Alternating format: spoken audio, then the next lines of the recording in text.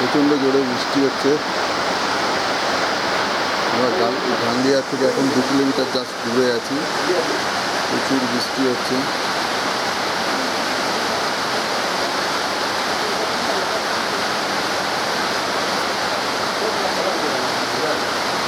সবাই প্রায় ভিজে গেছি একদম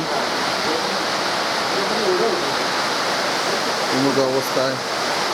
আমাদের টিম লিডার নন্দদা সবাইকে স্যুপ খাওয়ানোর জন্য স্টোভ জ্বালিয়েছে। এই আমাদের ছোটো স্টোভ। এখন আমাদের রাস্তায় খুব জোর বৃষ্টি এসে গেছে। ধাপে ধাপে রাস্তা। প্রথম দিন চলতে অসুবিধা হচ্ছিল, আমাদের অনেকটা লেট হয়ে গেছে, আমরা পুরো ভিজে গেছি। তাই গা গরম করার জন্যে অস্থায়ী জায়গায় ছোট স্টোভ জ্বালিয়ে স্যুপ তৈরি করছি। সবাই মিলে একটু খাবো, বৃষ্টি কমলে আবার যাবো। বলতবাবু, আপনি এই বৃষ্টিটাকে কেমন অনুভব করছেন? ভালো হচ্ছে, লাগছে। এই প্রথম কি পাহাড়ে ভিজছেন নাকি? না, এর আগে ভেজা হয়েছিল, একটা ছোট টিমের সঙ্গে গিয়েছিলাম বন্ধুদের সঙ্গে। ওকে। তাতেই